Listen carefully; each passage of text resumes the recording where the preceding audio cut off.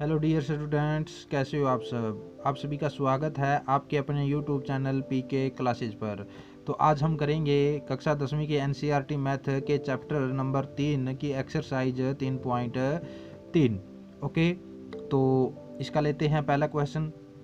इसमें पहले क्वेश्चन में क्या बोला है, निम्नलिखित समीकरण युग्म को प्रतिस्थापन विधि से हल कीजिए। तो देखिए, प्रतिस्थापन विधि हमने पिछली एक्सरसाइज में पढ़ा था, ग्राफीय विधि। ओके, जो ग्राफ द्वारा सोल्व किया थे क्वेश्चन। ओके, अब हम सोल्व करेंगे प्रतिस्थापन विधि से। ओके, प्रतिस्थापन विधि से, और नेक्स्ट एक्सरसाइज में सोल्व करेंगे इसको विलोपन विधि से। ओके, और फिर आपकी एक और विधि आएगी वज्र गुणन विधि। ओके, वज्र गुणन विधि, आपको ये 3 विधियां इसके अंदर पढ़नी है। ओके, आज हम करेंगे प्रतिस्थापन विधि। इसमें क्या होगा, कैसे हल होगा, ये आप सभी को स्टेप वाइज स्टेप आपको समझाता हूँ। ओके, आइए पहले क्वेश्चन का पहला पार्ट हम लेते हैं।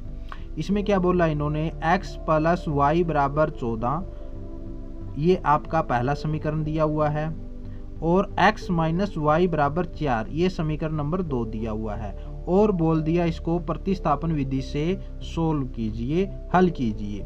तो देखिए, प्रतिस्थापन विधि का पहला स्टेप क्या होता है, स्टेप नंबर 1। स्टेप नंबर 1 में आप क्या कीजिए, इन दोनों में से कोई भी एक समीकरण ले लो, कोई भी ले लो, जो भी आपको अच्छा लगे या जो भी आपको आसान लगे। ओके, जो मर्जी हो वो ले लो, ठीक है। जैसे कि हम क्या करते हैं, समीकरण नंबर 2 ले लेते हैं यहाँ से, ठीक है ना। समीकरण 2 ले लेते हैं, तो यहाँ पर लिखेंगे हम समीकरण नंबर 2 से। ओके, तो यहाँ पर लिखेंगे, और जो पहला स्टेप होगा वो यही होगा भी, किसी भी समीकरण से, किसी भी समीकरण से, किसी भी एक समीकरण से आप या तो x या y, ओके, या तो x या y, किसी एक चर का जो मान है अन्य चर के रूप में निकाल लीजिए, अन्य चर के रूप में निकालिए, ठीक है, निकालें। ये हमारा पहला स्टेप होगा। इसके कहने का ये अर्थ है कि जो भी समीकरण आपने लिया है, जैसे समीकरण हमने 2 लिया है, ये वाला लिया है, ठीक है ना, तो हम क्या करेंगे, इन दोनों में से, देखो चर की बात है, चर x है y है, इन दोनों में से एक को दूसरी साइड हम ट्रांसफर कर देंगे। जैसे y माइनस का है ना, तो इसको इस साइड करेंगे तो ये हो जाएगा आपका x, यहाँ पर माइनस है तो इस साइड आकर हो जाएगा आपका प्लस का। इसको नाम दे देते हैं हम समीकरण नंबर 3। ओके, अब स्टेप नंबर 2, स्टेप नंबर 2 आपका ये रहेगा, स्टेप नंबर 2 आपका ये रहेगा कि आपको जो भी चर का मान आया है, स्टेप 1 से जो चर का मान आया है, चर का मान, ठीक है, अब चर का मान आपने क्या करना है, दूसरे समीकरण में रख देना है, दूसरे समीकरण में रख देना है, में रखो। कहने का ये मतलब है, हमने ये जो मान है वो किससे प्राप्त किया है, समीकरण 2 से प्राप्त किया है ना, तो इसको तो फिलहाल छोड़ दो, भूल जाओ इसको। तो अब कौन बचा, समीकरण नंबर 1। तो जो ये x का मान आया है 4 प्लस वाई, इसको हम समीकरण नंबर 1 में रखेंगे, ठीक है। तो यहाँ पर रखेंगे, यहाँ पर ऐसे रखेंगे, x बराबर 4 प्लस वाई समीकरण 1 में रखने पर, 1 में रखने पर, ओके, तो रखेंगे कैसे, देखिए यहाँ पर x है, ठीक, यहाँ पर x है, x की जगह हम क्या रखेंगे, ये रखेंगे 4 प्लस वाई। ओके, यहाँ पर x को खत्म कर दो और उसकी जगह पर ये रख दो, ठीक है, 4 प्लस वाई प्लस वाई बराबर 14। ओके, और इस जो ये प्रतिस्थापन है इसका अर्थ भी क्या होता है? प्रतिस्थापन मतलब एक के स्थान पर किसी दूसरे को बैठाना, एक के स्थान पर किसी दूसरे को बैठाना, यही इसका मतलब है प्रतिस्थापन। ओके, वही काम हमने किया है यहाँ पर। ये x था, इसको हमने हटा दिया और इसकी जगह पर ये रख दिया। ओके, अब देखिए, अब 1y 2y हो गई। 4 को इस साइड करेंगे प्लस है, इस साइड आपका हो जाएगा ये माइनस का। ओके, तो ये हो जाएगा आपका y बराबर 14 में से 4 जाएंगे 10 बचेंगे। ओके, और ये 10 2 पर कैंसिल हो जाएगा, आपका y बराबर आपका आ जाएगा 5। ओके, अब आपका y का मान आ गया, यानी कि एक चर की वैल्यू आपके सामने है। अब स्टेप नंबर 3 में आपको ये काम करना है।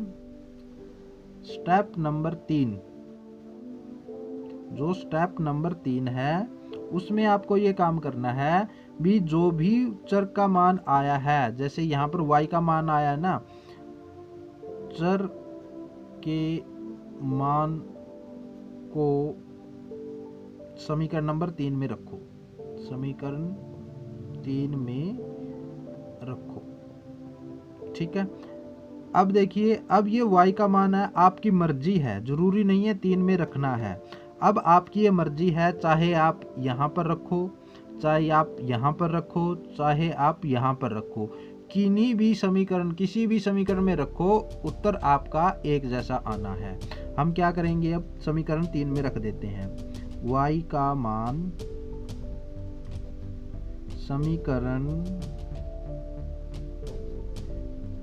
3 में रखने पर, ठीक है, ये लाइन लिखनी जरूरी है।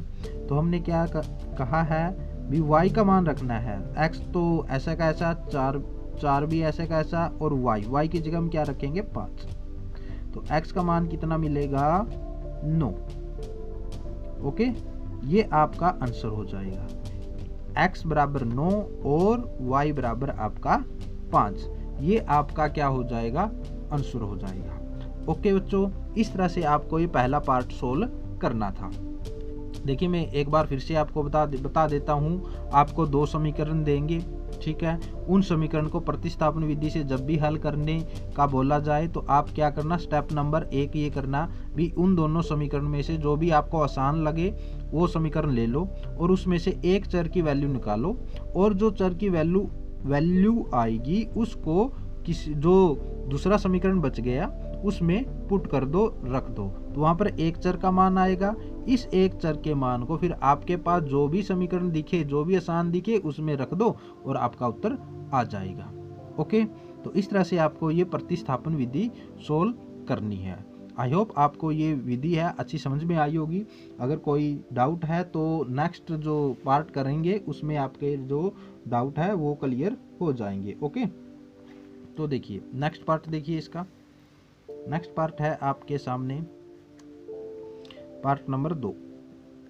पार्ट नंबर 2 में हमें बोला है s माइनस टी बराबर है 3, और दूसरा समीकरण हमें दिया है s बटा 3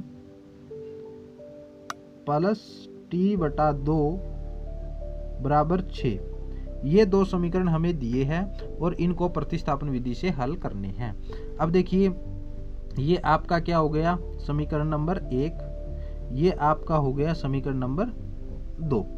ओके, अब हमें क्या करना है, पहले स्टेप में हमें ये करना है, किसी भी समीकरण में से x और y का, यानी कि एक चर का मान निकालना है। यहाँ पर चर कौन है, s और t है। ओके, तो हम क्या करेंगे, एक चर में से किसी एक की वैल्यू निकालेंगे। ठीक, तो हम क्या करेंगे, यहाँ समीकरण 1 ले लेते हैं क्योंकि ये थोड़ा बड़ा है, ठीक है ना। तो समीकरण 1 ले लेते हैं हम। समीकरण 1 लिया हमने, समीकरण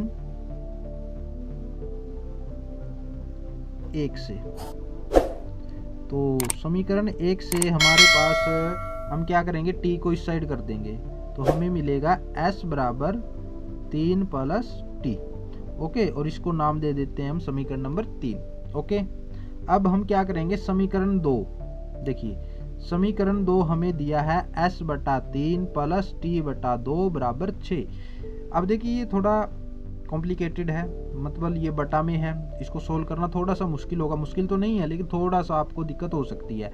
तो हम क्या करेंगे, सबसे पहले इसका जो ये जो बटा है ना इसको ख़त्म करेंगे, यानी कि इसको सिंपल बनाएंगे। कैसे, जब भी आपको कोई भी इक्वेशन दिख जाए जिसमें भिन्न वाला इक्वेशन हो तो क्या कीजिए, जो नीचे है ना हर, इनका एलसीएम लेकर उसकी दोनों तरफ गुणा कर दीजिए। ठीक है, कैसे देखिए, समीकरण 2 की, अब देखिए 3 और 2 का एलसीएम कितना आएगा 6, 6 से गुणा करने पर, ठीक है, गुणा करने पर तो हम गुणा करेंगे, यहाँ पर देखिए s/3 है, इसकी हमने 6 के साथ गुणा करी, कट के कितना हो गया 2। ओके, तो 2 की और s की गुणा करेंगे तो ये हो गया 2s। ओके, इसी तरह से आप t/2 की जब 6 के साथ गुणा करेंगे, कट कर हो जाएगा आपका 3, तो ये हो जाएगा आपका 3t। ओके, और 6 की 6 के साथ गुणा करोगे तो हो जाएगा आपका 36। ये हो गया आपका समीकरण नंबर 4। ओके, तो अब हमें क्या करना है, जो समीकरण 3 में s की वैल्यू आई है उसको समीकरण 4 में रख देना है। ठीक है, तो यहाँ पर हम रखेंगे s बराबर 3 प्लस t को समीकरण 4 में रखने पर, तो रखो ये दो ऐसा ही रखेंगे, s की जगह हमें क्या करना है 3 प्लस t रखना है, तो यहाँ पर रखेंगे 3 प्लस t और प्लस 3t बराबर 36। ओके, तो यहाँ पर हम क्या करेंगे, अब इस ब्रैकेट को खोलेंगे, 3 दूनी 6 और 2t, ओके, प्लस 3t बराबर 36। ओके, अब 2t और 3t 5t, ठीक है, 6 को इस साइड करेंगे तो ये हो जाएगा आपका 36 माइनस 6। ओके, तो ये हो गया आपका 5t, 36 में से 6 जाएंगे तो आपके पास कितने बचेंगे 30। ओके, और ये इसको कैंसिल कर देगा आपका 6 पर, तो t का मान कितना आ गया बच्चों 6। अब हम क्या करेंगे, t के मान को समीकरण नंबर 3 में रखेंगे, t बराबर 6 समीकरण 3 में रखने पर, ठीक है, तो रख दो, s बराबर हो जाएगा आपका 3 प्लस 6, यानी कि s बराबर आपका हो जाएगा 9। ये आपके दो आंसर आ चुके हैं, s बराबर 9 और t बराबर 6। ओके, इस तरह से आपको ये पहले क्वेश्चन का सेकंड पार्ट करना था। अब हम करेंगे इसका नेक्स्ट पार्ट नंबर 3।